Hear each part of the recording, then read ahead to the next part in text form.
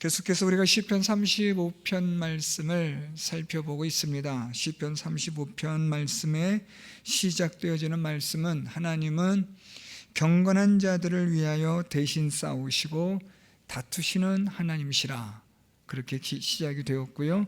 그러면서 4절부터 10절까지는 하나님께서 경건한 자들을 위해서 어떻게 싸우시고 다투시는가, 그런 하나님의 싸우심, 다투심에 대한 것들을 기록하였습니다.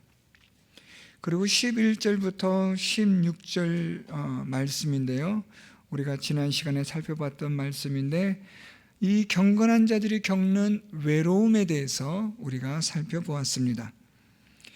이 경건한 자들이 외롭다라고 이 시인은, 다윗은 그렇게 고백하고 있습니다.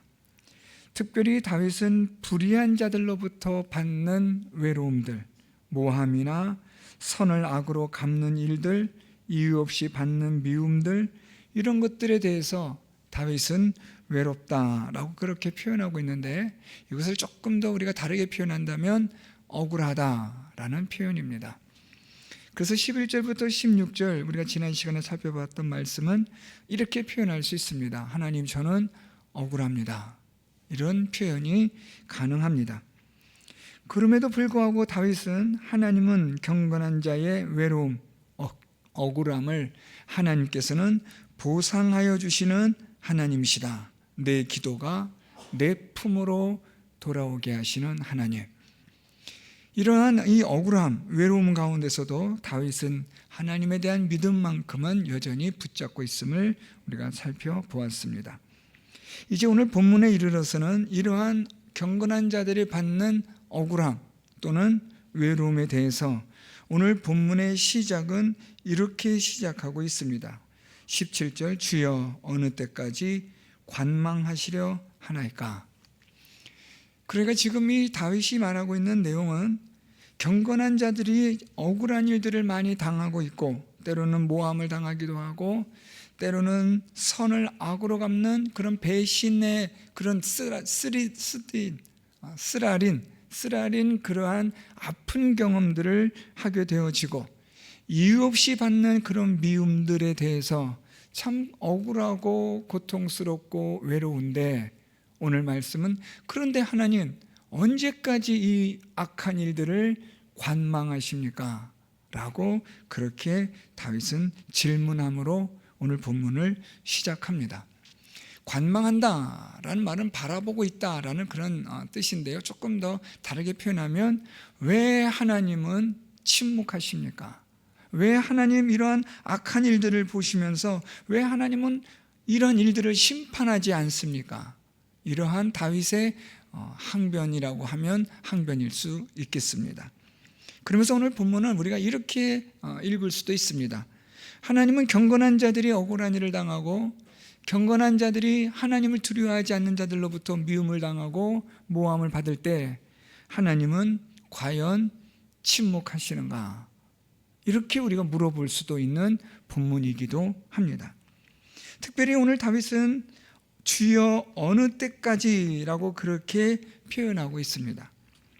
이 어느 때까지라는 말은 다윗이 지금 이 악한 자들로부터 받는 고난과 괴로움이 지금 너무너무 고통스러운데, 하나님이 이것을 그냥 침묵하시고 관망하시기 때문에 이 악을 행하는 자들이 더욱더 득이양양하고 기세등등하게 되어지는 이 잘못된 하나님의 공의와 정의, 하나님의 공의와 정의를 완전히 무시해버려서 하나님의 공의와 정의가 마치 없는 것처럼 보여지는 이러한 상황을 하나님 언제까지 이렇게 내버려 두실 겁니까? 라는 다윗의 표현이기도 합니다.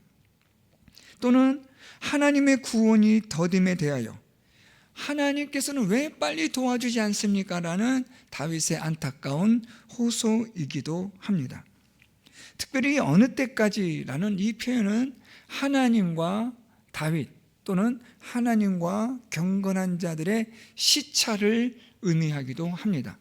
오늘 우리가 이 본문의 전체적인 결론은 하나님의 공의는 침묵하지 않는다라는 겁니다.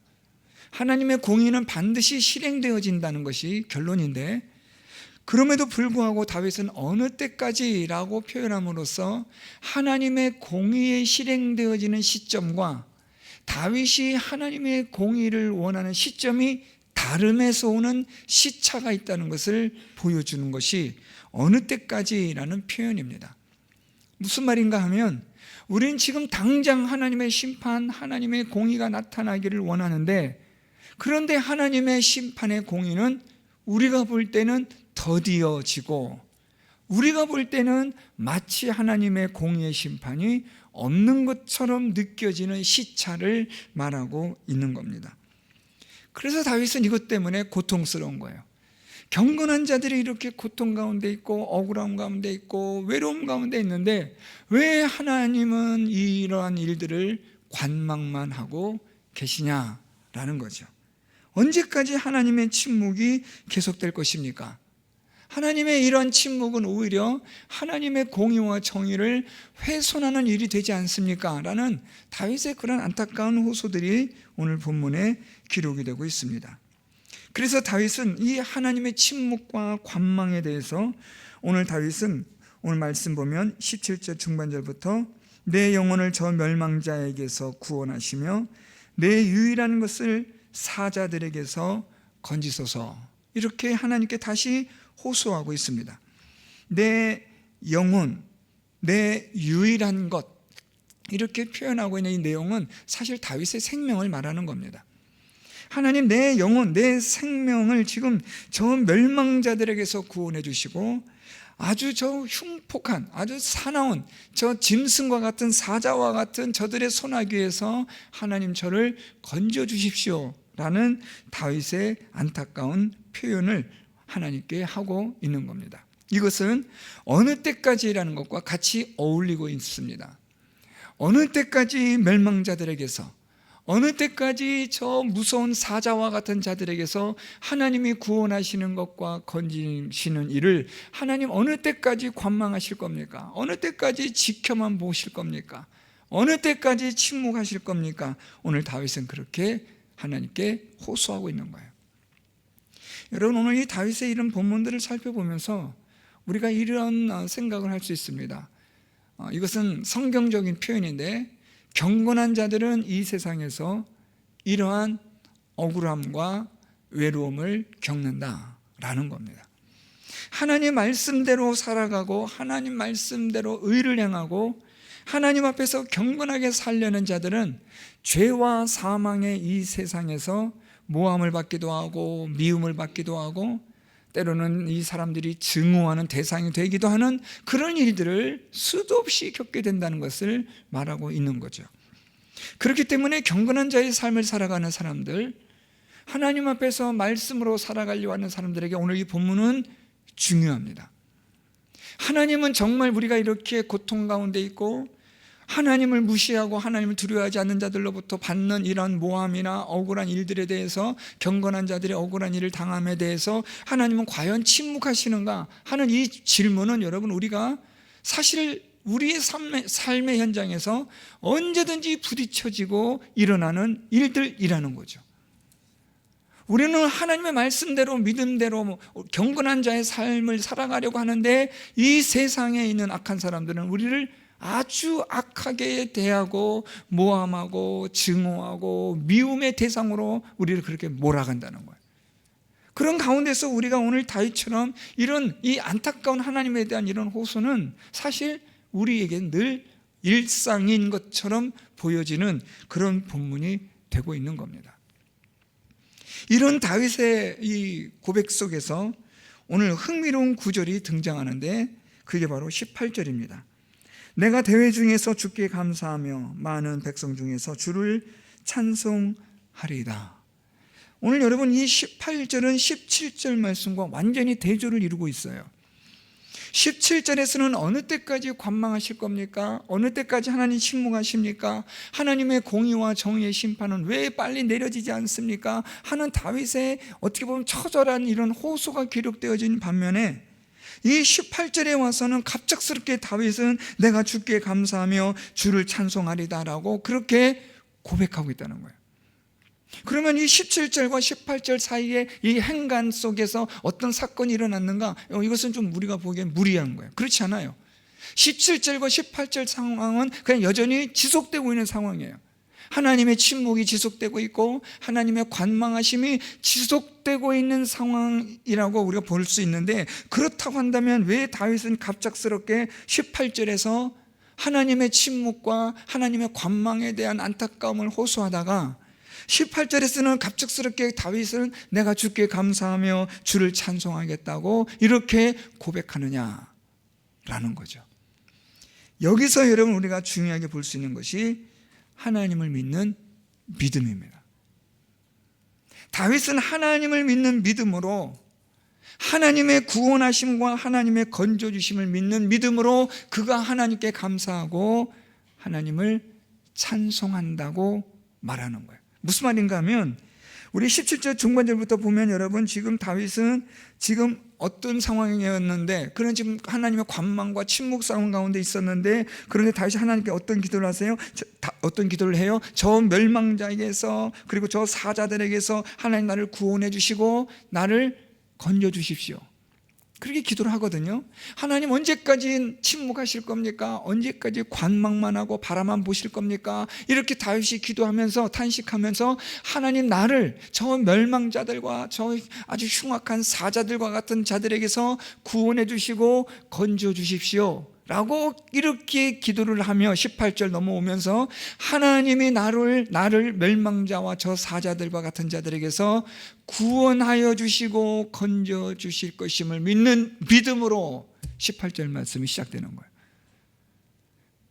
하나님이 나를 구원해 주시고 건져 주실 것을 믿음으로 내가 주께 감사하며 주를 찬송하리이다.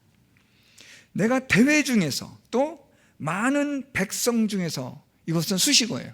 내가 하나님께 감사하고 찬송하는 것이 나 혼자 조용히 읊조리는 그런 것이 아니라 많은 사람들이 모여있는 앞에서 공개적으로 내가 하나님을 감사하며 하나님께 찬송하겠다라는 표현인 거죠.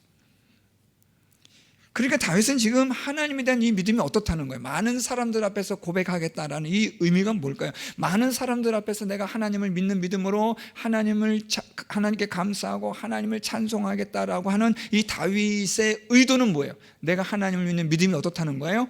확실하다. 하나님이 나를 저 멸망자들에게서부터 구원해 주시고 사자와 같은 저들에게서 나를 건져 주실 것임을 나는 믿는 믿음이 확실하기 때문에 많은 사람들이 모인 자리에서 나는 하나님에 대하여 그분께 감사하며 그분을 찬양할 것이다. 다윗이 이렇게 고백하는 거예요. 여기서 여러분 우리가 하나 알 수 있는 것이 있습니다. 그게 무엇이냐면, 감사와 찬송은 무엇을 기반으로 하는가? 감사와 찬양의 그 뿌리는 무엇이냐라는 것을 오늘 이 본문이 말해주고 있어요. 그 뿌리는, 감사와 찬양의 뿌리는 뭐예요, 여러분? 믿음이죠. 하나님을 믿는 믿음으로 하나님께 감사할 수 있고, 하나님을 믿는 믿음으로 하나님을 찬송할 수 있는 거죠. 자, 여러분 보세요. 지금 다윗은 하나님께 감사할 수 있는 일이 있어요, 없어요? 없어요, 여러분. 하나님 언제까지 관망하실 겁니까? 침묵하실 겁니까? 라고 다윗의 이 호소를 통해서 보듯이, 지금 이 다윗은 자신의 상황이 하나님께 감사할 수 있고 하나님을 찬송할 수 있는 상황이 전혀 아님에도 불구하고 그는 믿음으로 하나님께 감사한다는 거예요. 그는 믿음으로 하나님을 찬송하는 자가 된다라는 것을 알 수 있죠. 그래서 여러분, 우리가 하나님께 감사한다, 하나님을 찬송한다, 우리가 너무나 많이 들어본 말들이고 많은 말들이지만, 사실 여러분 우리가 여기서 아주 중요한 걸 놓치는 게 있어요. 그게 뭐냐면 하나님을 믿는 믿음에 대한 유무예요. 믿음이 없는 가운데서 감사한다, 여러분 사실 죄송한 이야기지만 거짓말입니다. 하나님 감사하지 뭐. 여러분 이거는 그냥 입버릇이에요. 진정한 감사, 정말 하나님 감사합니다, 정말 진실한 감사는 무엇에 근거하느냐? 하나님을 믿는 믿음에서 나오는 거예요. 제가 언젠가 금요기도회, 작년에 금요기도회 때 제가 잠깐 말씀 한번 전한 적이 있었는데, 그때 다니엘서를 가지고 말씀 전했는데, 다니엘이 지금 사자굴 속에 던져질 상황을 다 알면서도 그는 여전히 예전에 하던 대로, 전에 하던 대로 창문을 열어놓고 하나님께 감사하며 기도하며 찬송했다. 거기서 창문을 열었다라는 것을 제가 설명하면서, 그 창문을 열었다는 것은 예루살렘 쪽을 향한 창문이었는데 왜 다니엘은 예루살렘을 향한 창문을 열었을까? 멸망되어진 예루살렘을 향해서 다윗은 도대체 왜 그쪽을 향하여 그는 하나님께 감사하며 기도했을까? 그것은 하나님의 약속의 말씀, 하나님께서 멸망시킨 예루살렘이지만 하나님은 그 예루살렘을 다시 회복시키실 것이라는 하나님 말씀을 믿는 믿음으로 다니엘이 하나님께 감사하고 기도했다, 찬송했다 라는 말씀을 전한 적이 있습니다. 우리가 하나님을 믿는 믿음이 있게 되면 정말 0% 제로그라운드, 아무것도 없는 상황이지만 그 상황에서도 우리는 하나님께 감사할 수가 있죠. 그 하나님을 찬양할 수 있는 거예요. 왜요? 하나님을 믿으니까요. 그러나 하나님을 믿지 않으면 사실 여러분 감사할 수 없어요. 뭐 하나님 감사하지 마. 그건 입버릇입니다. 정말 죄송한 이야기지만 진실한 감사가 아니에요. 진짜 감사는 하나님을 믿는 믿음이 있어야 돼요. 오늘 이 다윗이 하나님 왜 이렇게 관망하고 언제까지 침묵하고 계실 겁니까?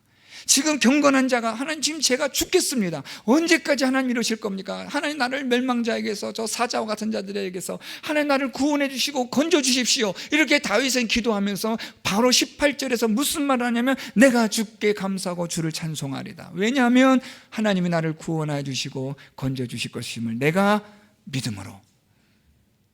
저는 우리 성도 여러분들이 어떤 형편과 상황에서도 하나님을 믿는 믿음으로 하나님께 감사할 수 있고 찬송할 수 있는 우리 성도 여러분들이 될 수 있기를 바랍니다.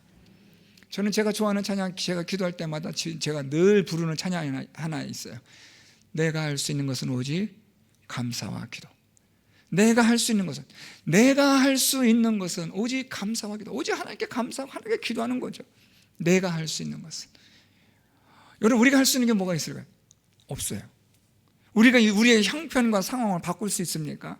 우리가 앞으로 닥쳐올 우리의 미래에 있을 여러 가지 어려운 일들을 우리가 어떻게 해결할 수 있겠습니까? 지금 우리가 만난 이 어려움, 어떻게 보면 우리가 아무것도 할 수 없는 상황에서 우리가 할 수 있는 게 뭐가 있겠어요? 그런데 성경은 우리에게 내가 할 수 있는, 우리가 할 수 있는 것이 있다고 말해요. 그게 무엇이냐면 하나님께 감사하는 것과 기도하는 것. 여러분, 참 신기한 건요, 우리가 기도를 하면 하나님이 그 기도 가운데 무엇을 일으키시느냐? 믿음의 역사를 일으키셨어요. 이게 참 순환적인데요. 일단 기도를 왜 하느냐? 일단 믿음이 있기 때문에 기도를 하는 거죠. 믿음을 가지고 기도를 해요. 기도를 하는 가운데 생각지 못한, 상상치 못한 더 큰 믿음을 경험하게 되는 거죠. 이게 반복 순환되는 거예요. 우리가 하나님 앞에 기도함으로 하나님의 놀라운 믿음의 역사를 경험하는 거예요. 그 믿음의 역사를 통해서 우리는 하나님께 감사할 수 있는 자가 되는 거죠. 오늘 다윗의 18절은 압권입니다. 오늘 본문에서 우리가 아주 중요하게 보셔야 될 본문이 됩니다. 이제 19절부터 21절의 말씀은요, 원수된 자와 미워하는 자에 관한 말씀으로 다윗이 말하고 있는데요, 이 19절부터 21절 말씀에서 다윗은 지금 부당하게 나의 원수된 자에 대해서, 그리고 까닭 없이 나를 미워하는 자들에 대해서 지금 다윗이 하나님께 호소하고 있어요. 이 19절부터 21절 말씀은 여러분, 우리가 이미 앞에서 살펴봤던 것처럼 이 35편 1절에서 하나님께서 나와 다투는 자와 다투시고 나와 싸우는 자와 싸우소서라는 그들의 대상이 오늘 본문에서는 어떻게 표현되냐면 원수된 자, 미워하는 자로 나타나고 있어요. 자, 오늘 다윗에게 있어서 원수된 자가 있는데요, 이 원수된 자는 어떻게 원수가 됐냐면 부당하게라는 거예요. 부당하게 원수된 사람들. 이 부당하게라는 말, 이 부당하다라는 히브리어는요, 거짓되다, 속이다, 또는 허위로 고발하다, 이런 표현을 가지는 거예요. 위증하다, 이런 단어도 뜻도 있고요. 그러니까 지금 이 다윗과 원수된 사람들의 특징이 뭐예요? 거짓말하는 사람들이에요. 속이는 사람들, 법정에서 위증하는 사람들, 아주 악한 사람들이에요. 이런 부당한 원수된 자들이 있어요. 뿐만 아니라 오늘 다윗은 지금 미워하는 자에 대해서 말하는데 까닭 없이 나를 미워하는 자들, 그들에 대해서 하나님께 지금 다윗이 호소하는 거예요. 이들이 지금 어떤 일을 하는 거 보세요. 이 부당하게 나의 원수된 자가 지금 하는 이 악한 일들이 있어요. 그 일들로 인해서 하나님 기뻐하지 못하게 좀 해주십시오라는 거예요. 이 거짓말하고 속임수를 행하는 자들, 위증하는 사람들, 자기의 이익을 위해서라면 뭐 진리건 진리가 아니건 불이건 의이건 따지지 않는 사람들, 이들로 인하여 기뻐하지 못하게 자기들의 악한 뜻이 이루어지지 못하도록 해달라는 다윗의 호소가 있어요. 또 이 미워하는 자들은 서로 눈짓하지 못하게 하소서. 이 눈짓하다는 것은 음모를 표현하는 대표적인 거예요. 눈짓하다, 무언가를 음모하다, 꾸미다 라는 거예요. 그러니까 지금 다윗을 까닭 없이 미워하는 자들이 있어요. 이 미워하다라는 히브리어는요, 증오한다는 거예요. 얼마나 미워하는지 죽이고 싶을 만큼. 그래서 여러분, 이 미워하다라는 히브리어는요, 죽이고 싶어 할 정도로라는 뜻도 있어요. 얼마나 미웠으면 죽이고 싶을 정도. 야, 이 정도면 뭐 사람 제정신이 아닌 거죠. 악에 한번 사람 다치고 미치게 되면 뭐 이렇게 되는 것 같아요. 그런데 다윗이 무슨 말이에요? 까닭 없이라는 거예요. 이유도 없이. 이유라고 한다면 사실 이거예요. 하나님 앞에 경건하게 살려고 하는 것. 그게 이유라면 이유겠지만 말도 되지 않는 거죠.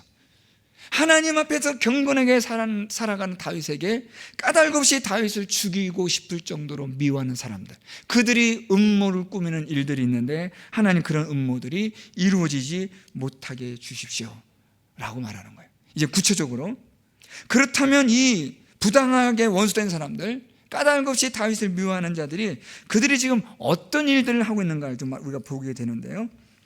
자, 오늘 말씀 보면 이들에 대해서 우리 20절 말씀도 기록이 되는데, 무릇 그들은 화평을 말하지 아니하고 오히려 평안히 땅에 사는 자들을 거짓말로 모략하며, 또 그들이 나를 향하여 입을 크게 벌리고 하하 우리가 목격하였다 하나이다.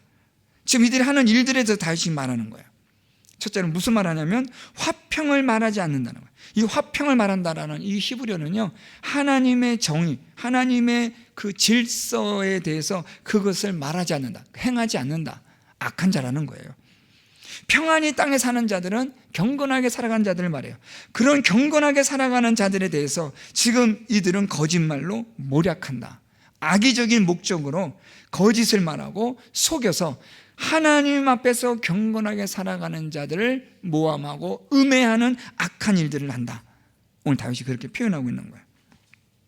이제 더 나아가면 21절에서 그들이 어떻게 하는가 보세요. 부당하게 원수된 사람들, 까닭 없이 경건한 자들을 미워하는 자들이 21절에 그들이 나를 향하여, 다윗을 향해서 표현하는 거예요. 입을 크게 벌리고 하하 우리가 목격하였다 라고 한다라는 거예요. 오늘 여기서 여러분 다윗이 21절에서 세 가지 동사를 사용하고 있어요. 첫째는 벌리다라는 거예요. 입을 벌리다. 그리고 두 번째는 하하라는 동사가 있고, 마지막 세 번째는 목격했다라는 동사가 있어요. 오늘 이들이 지금 다윗을 까닭 없이 미워하는 자들, 부당한 방법으로 다윗을 원수로 삼는 사람들, 그들이 지금 이 세 가지 말로 표현하고 있는데, 먼저 이 크게 벌리다, 입을 크게 벌리다라는, 입을 크게. 이 말은 뜻은 뭐냐면요, 조롱하는 거예요. 입을 크게 벌려 떠드는 거예요. 그래서 적대적 조롱, 적대적 비웃음, 아주 크게 그냥 저 사람을 공개적으로 모욕하는 거, 이걸 이렇게 이해하시면 돼요. 입을 크게 벌리다는 것은 큰 소리 낸다는 거예요.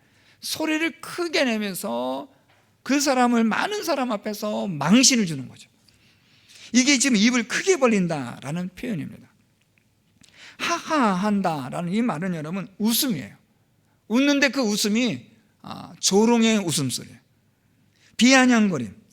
특히 상대방의 고통과 괴로움을 보고 아주 그냥 깨소금 맛이다 싶을 정도로 즐거워하며 웃는 웃음. 오늘 이 의미가 오늘 본문에서는 더 적합해요. 다윗이 당한 고통과 괴로움에 대해서 이들이 아주 그것을 즐거워하고 즐기는 거예요. 여러분, 하나님은 하나님의 공의의 심판으로 하나님 심판을 행하시지만 우리가 주의하셔야 될 게 있어요. 하나님이 공의의 심판으로 악을 행한 자들 심판하실 때 그걸 보고 우리가 오늘 본문처럼 하하 해서는 안 돼요. 그걸 여러분들이 보고 저 봐라 저렇게 나를 괴롭히더니 아주 그냥 저렇게 당하는구나, 아이고 복골 좋다 복이 좋다라고 그렇게 하면 하나님은 또 우리를 주목해 보시는 거예요. 왜냐하면 사실 나도 별 볼 일 없는 죄인이거든요. 한번 생각해 보세요. 여러분, 경건하게 살려고 하지만 우리가 완벽한 의인은 아니잖아요.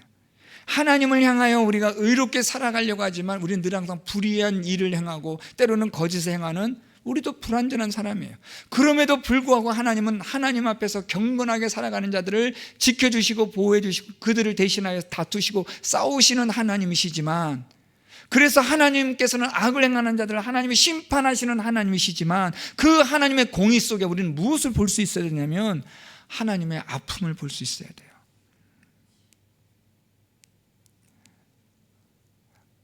저는 여러분들에게 한번 말씀드린 것 같은데, 예전에 우리가 그리스도의 순환 패션 오브 크라이스트라는 영화 본 적이 있었죠, 여러분.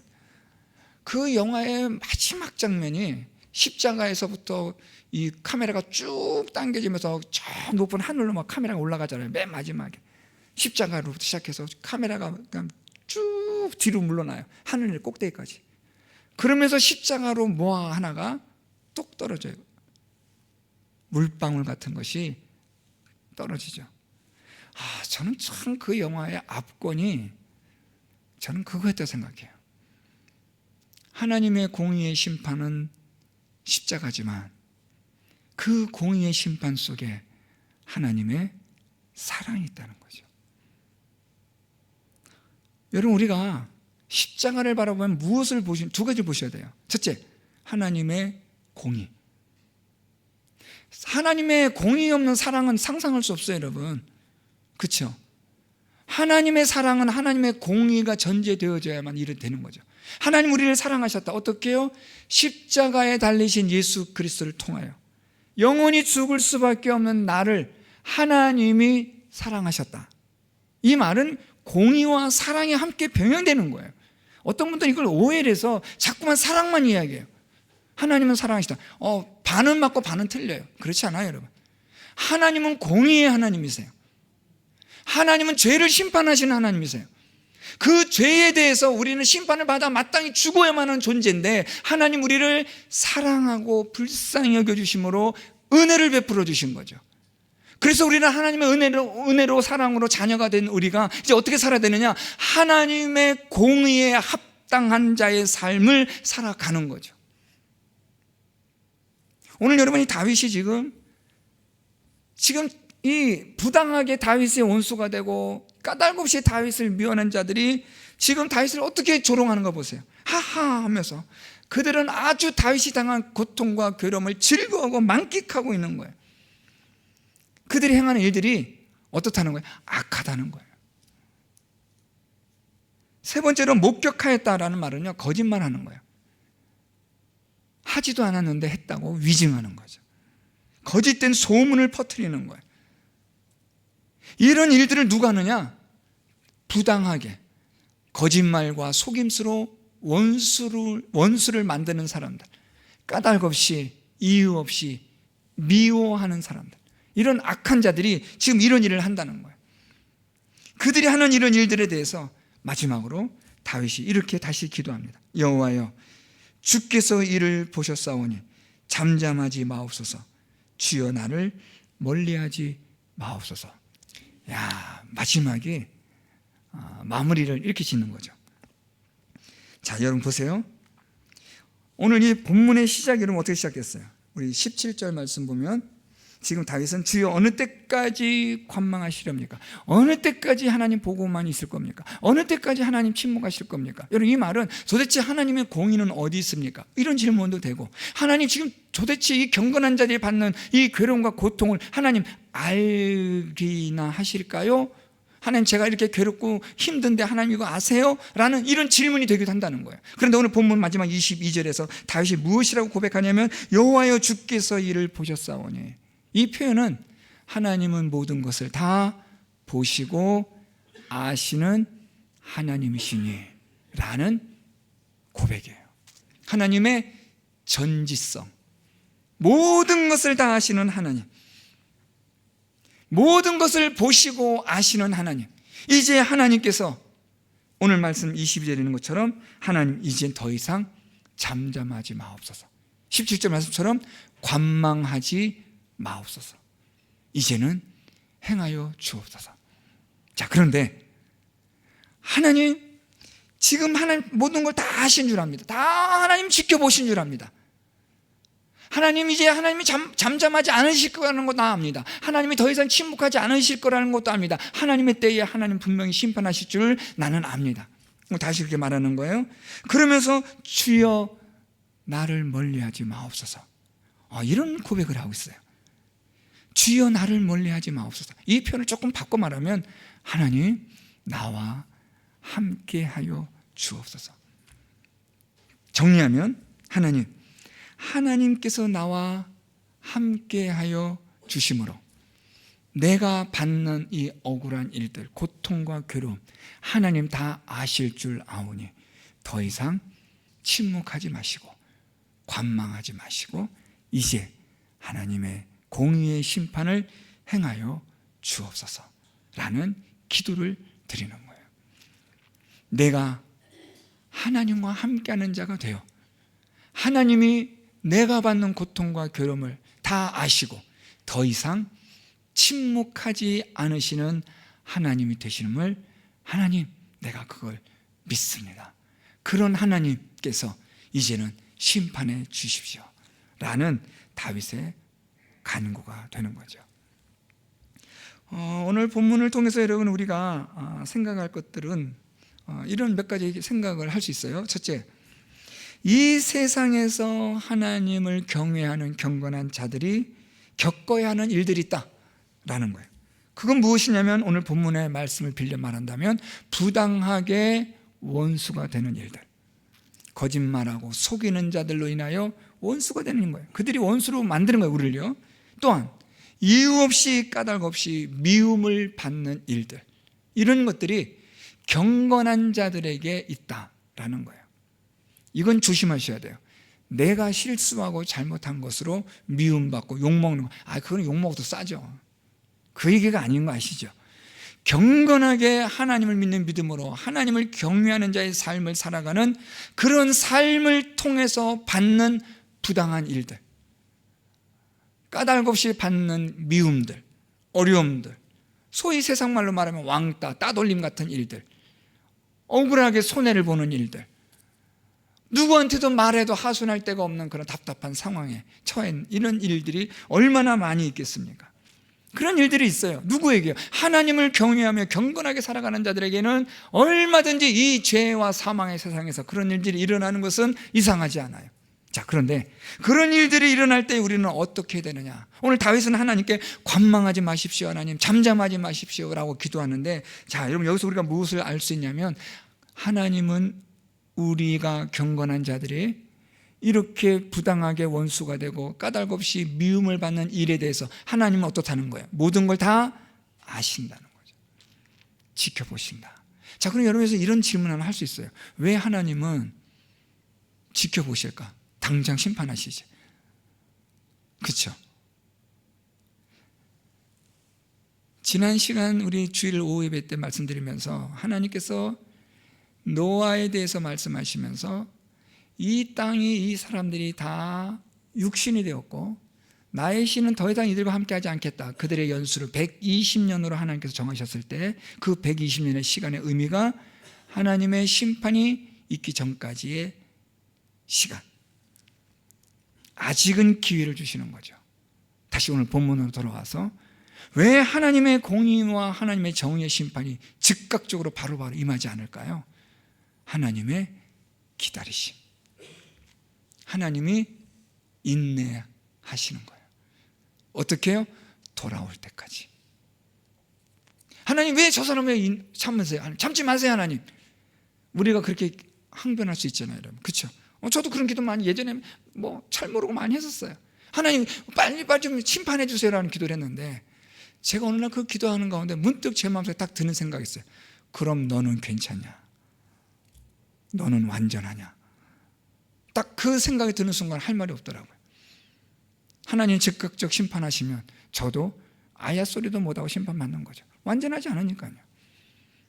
오늘 하나님은 여전히 지켜보세요. 그렇지만 침묵이나 관망이나 유기나 방치가 아니에요. 하나님의 심판의 때가 될 때까지 하나님은 지켜보시는 거예요. 왜요? 돌아오도록 하나님께 뉘우쳐 나올 수 있도록. 그래서 하나님의 때가 실현될 때까지 하나님은 기다리시는 거예요. 따라서 우리는 여러분, 하나님의 공의와 정의의 심판이 이루어지는 그날까지 하나님께 감사하며 하나님을 찬양하며 인내하는 거예요. 결국은 우리가 하나님을 믿고 그분께 감사하며 찬양하고 그분이 행하실 공의로운 심판에 대해서 우리는 인내하며 기다리고 우리 자신을 더욱더 경건한 자의 삶으로 나아갈 수 있도록 돌보아야 하는 거죠. 타산지석, 다른 사람의 것을 보고 나를 바꿔가는 거예요. 난 저렇게 살면 안 되는구나. 난 저렇게 하지는 않는가. 나는 저렇게 나태해지지는 않는가. 나는 저런 말을 하지는 않는가. 우리가 서로가 조심하며 하나님 앞에서 경건하게 살아가는 이 삶이 있어야 한다는 거죠. 사랑하는 성도 여러분, 하나님은 모든 것을 지켜보시고 다 아시는 하나님이십니다. 절대로 하나님은 그냥 넘어가진 않아요. 하나님의 공의의 심판은 있어요. 단 하나님은 지금 기다려 주시는 거예요.